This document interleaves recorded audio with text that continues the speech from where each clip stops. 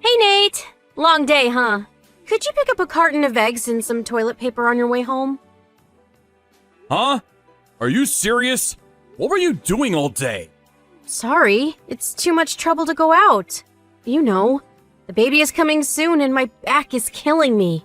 Your schedule's pretty much set. Why don't you work out a daily schedule so you could do these things instead of just sitting around all day? Can't always rely on me to do everything. I'm working full time, you know? Yeah, I know, sorry. But this is the first time I'm having a child. I really don't know what to expect or how, as you say, schedule things. And I'm worried. I've never done this before. Worried? Doesn't that come naturally? Didn't your mom tell you anything? I mean, give me a break. I'm tired after working my ass off all day. I realize you're pretty busy, and I'm really grateful that you work so hard. But do you really have to take such an attitude? If I could, I would go out myself and buy it. I just wasn't feeling very well. I'm up to my ears in work. I mean, swamped. Never seems to work out. I need a little release here. The stress is killing me. That's why I always want to talk. Discuss your problems. We're husband and wife, after all. You're the one that's avoiding it, Nate. You always say it's no use talking to me, that I would not understand. You just shut me out every time. All right already. Would you stop with that, please? I'll stop by on the way back and pick up what you need. Eggs and toilet paper, right? Man, I was all ready to go out for a few drinks with the guys. Now I have to go grocery shopping. Dear God. So you don't get tired of going out for drinks, huh? Can't you just give me a little support? When the kid is born, I'll give you all the support you need. So stop whining all the time. You make it sound like I'm not doing anything. This child that's coming. This child is ours, not just mine. I just want you to have a little awareness that you're going to be a father. I read somewhere that men take a little longer than women to get to that point of awareness. It's just natural. Guys are like that. That's the worst excuse I ever heard. Lots of men help their wives when they're pregnant. Some even take time off to be with their wives. Yeah, there are pansy guys like that out there. I'm not one of them. At least those pansy guys are a lot more responsible than you. What's with you? You seem so irritable. Guess women get that way when they get pregnant. Before you start criticizing me, maybe you should fix that attitude of yours. Stress might also affect the kid. A mother is supposed to be strong. You shouldn't be whining just because the husband isn't around. What about those soldiers who go off to war for months on end? Their wives don't complain. Hey, Caroline, how's the baby? Oh, hi, Mom. You really don't have to call so often. You called at least 4 times today. Well, I can't help it! My grandchild is coming! How can I not get excited? And you also said you had a contraction this morning, right? I was just a bit worried is all. I really appreciate your concern. Thank you so much. The delivery date is passed, so it's any time now. Please don't worry. If the contractions come, I'll be sure to let you know. No need to keep calling. Please do. I'll rush over right away. That really eases my mind and... Hey, what's the matter? I think I just felt a contraction. I think my water broke. Huh? Are you serious? It may just be premature. It doesn't seem like much. Maybe I just peed myself. People are different. For some, it's really all out, but for others, like you, even if it's just a little, it may be breaking. This may be it. Most of all, we have to be calm about this. We better call the hospital just in case. I am calm. I'm fine. No problem. But maybe you're right. I will call the hospital, see what they say.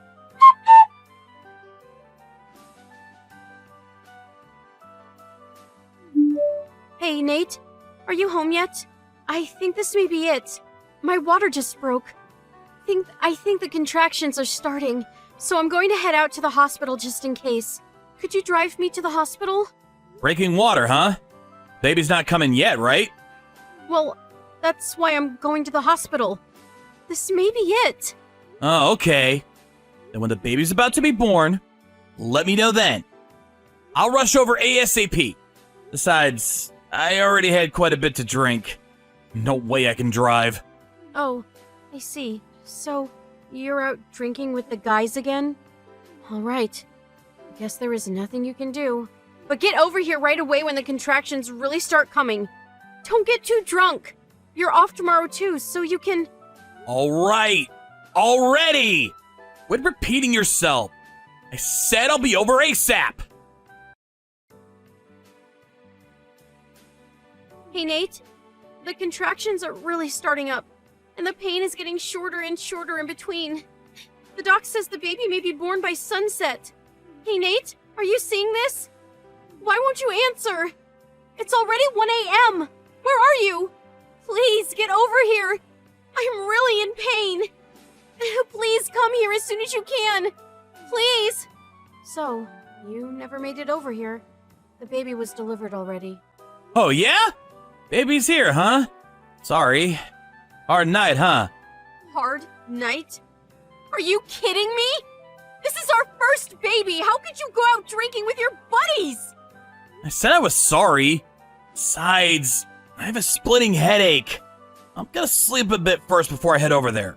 And I reek of booze. Can't be going to a hospital in this condition.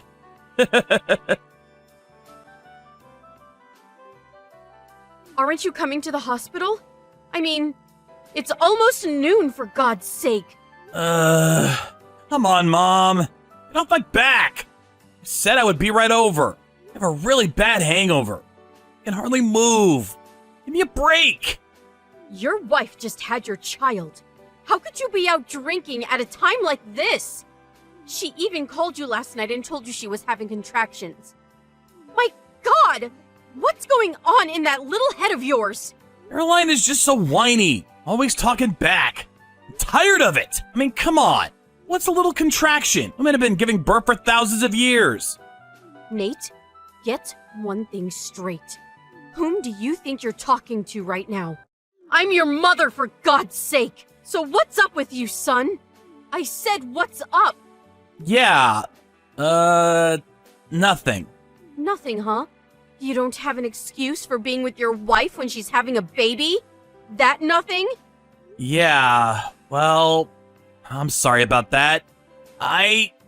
You know, I'm super hungover and probably still a little tipsy from last night. Yeah, it seems that way, but you're all okay now, right? Yes, Mom. You told me that you had to work and couldn't make it to the hospital. And now, here I am at the hospital, and you are nowhere in sight. Caroline told me everything. What's with you? Are you her husband or not? She tells me you didn't even help out at home when she most needed it. She'd ask you to go shopping, and you'd complain and make some lame excuse. Do you think giving birth to a child is just a silly game or something? For your information, I risked my life giving birth to you.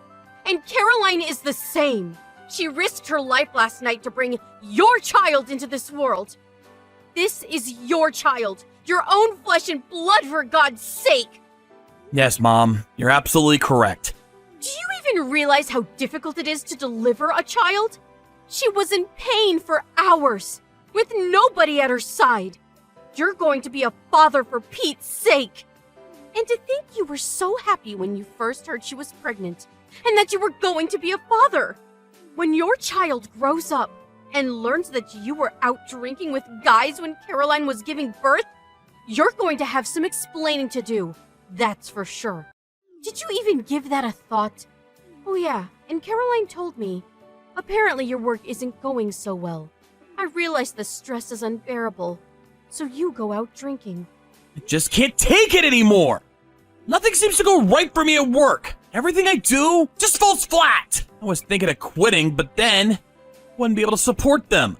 I think that such a no-good loser as a father. A loser like me would never make Caroline and our new baby happy. That's, what I've been thinking lately. Then why did you even say you wanted a kid in the first place? All Caroline wants is for you to be a good father and to be a family. You can make money anytime you want. But to have a child and a family, you lose that. And you'll never get it back. It's something that you'll regret for the rest of your life. What's more, Caroline has given you countless opportunities to discuss things, work things out as a family, but you just shrugged her off. What's with this stubborn pride of yours? Isn't that what a family is for?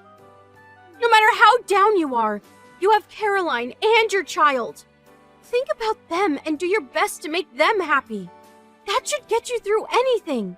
What's more important is the relationship between a wife and a husband. You should always talk things out. Trust each other. And that means talking about the good and the bad. Think long and hard about what I said. You need a little dose of reality. And until you do, I'm taking Caroline and the baby back to my place. When you're ready, call us. You got that, son? Huh? Back to your place? This is Caroline's idea. She doesn't want to see you right now after what you pulled. She said she'd rather stay with me for the time being. Apparently, she feels a lot more comfortable and safe being with me. She needs someone to take care of her. She says she's scared that things won't work out between you two. I'm more than happy to take care of her. What's more, her parents were all for it. I can handle things. Don't worry about it. I'll do all the chores. I can handle this. No need for you to go out of your way. What do you mean by handling things? I mean, clean up and do the shopping. Stuff like that. Make things easier for her. There you go again. That's where you're wrong. You really don't get it, do you? You're working. You're not going to be able to handle it all by yourself. Besides, taking care of a baby and supporting your wife is not some half-assed job that you do on the fly. It's something you have to do as a father. It's common sense. Let me ask you this, son. Whose child is this? Mine. It's my kid. Yup, you got that right. You make it sound like you're doing the chores as some sort of job. As some stranger would do. He's your kid. Yeah, I get it, Mom. So, for now, I want you to get some rest and not have to worry about chores or going out shopping on her own. She's staying with me for a while. Also, I plan to talk to Caroline and her folks about measures that need to be taken in the future. I'll be at the hospital within the hour. So please. Hello, Nate. Sorry I didn't get back to you. Caroline! Don't worry about it. You didn't have to call me. I did nothing for you. I'm a loser. Please, I don't ever want to hear you say that again. I'm really sorry. I heard all of it from your mom and dad. They told me you went to my folks' place every day after work. They told me you apologized to them over and over. I'm really sorry. I didn't know what got into me. Maybe I was just scared to be a dad. I just couldn't face up to reality. I plan to stop by every day until you forgive me. You also stopped by here every day too, right? Please forgive me. I just didn't know how to face you. I asked your mom to cover for me, to tell you I didn't want to see you. Yeah, I don't blame you. I was such a jerk. How are you? Are you feeling better? I don't suppose you'll be coming back home anytime soon. Yeah, it's really comfortable here. I can relax and focus on taking care of the baby. But it's funny. I seem to have a lot of time to relax, but then again, there never seems to be enough time. I know. Sounds weird, huh? No, I get it. Not weird at all. It's all my fault. A real jerk. But I'm thinking of going home pretty soon. I know you're really trying. I heard from your mom. She really gave you a dressing down, huh? She said you're doing all the household chores, cooking yourself, doing the laundry. You made all the preparations so that we can come home anytime, right? I also heard that you're not going out drinking with the guys much. Yeah. Actually, I haven't had a drink since that day. I was wrong. I was too reliant on you. I should have been taking better care of you. I screwed up my priorities. Well, it's easy to just talk, you know? You don't trust me after how I treated you. It's not something that you can forgive just like that. I figured I would do all I can. Do the right thing. And then if you really wanted to divorce me, well, I wouldn't have any regrets. I had to try first. They say people can't change so easily. But I didn't want to be someone like that. I wanted to change. For real. I have no intention of getting a divorce. Really? Are you sure? Yes, I'm sure. I know you've been trying hard to repent. Your mom told me everything. Even your folks. They asked me to tell you that when you stop by tomorrow. They want you to stay for dinner. Ever since that day at the hospital, you said you changed. And true to your word, you haven't deviated one bit. I'm really sorry. My folks were probably a little too rude. Please, I don't want you to apologize for this. It's all me. I'm the bad guy here. But I appreciate it. Really. Thank you so much. But I have no problem apologizing to my folks and showing them gratitude. But you really should apologize to your mom. She's the one that really took care of me and got you to change. She's busy with her own stuff, but she still takes time to look after me. You really owe her, you know that, right? Yeah, I know. I'll take the time to talk to her. I'll make sure to thank her for all she's done for you. For us. Just remember, just because I come home, it doesn't mean things will get easier for you. As a matter of fact, it's probably going to be harder. Of course, I will do as many household chores as I can, but I do have to take care of our child. It's a full-time job. Just be a good father. Can you do that? You can count on me. I'm not going anywhere. And about work, I'll take time and explain it all to you. Yeah, let's talk it out. I know how you feel not being able to do your job properly. It's frustrating. You may feel down at times, but I want to be by your side and support you whenever possible. I realize you have pride, but don't try and figure it out all by yourself. I'm here for you. We're husband and wife, after all. Please don't ignore me. You're not a loser. I have faith in you, Nate. I always have. I'll be back home next week. Thank you. I won't let you down. I will try even harder once you return. You can bet on it. But it's not just me that's coming home. Yeah, I know. Our son, right? No, it will be the three of us. Your mom is joining us too. My mom? Of course. What if I return with our son and all the household chores, the cooking and cleaning? What if you decide that it's too much? What then? I'm returning to a husband who was out partying with his buddies when I was giving birth. I mean, you understand. I'm sorry, but I still can't trust you. I need a backup plan if things go sour. It's not only for me, it's also for our son. Yes, of course. I understand. Caroline?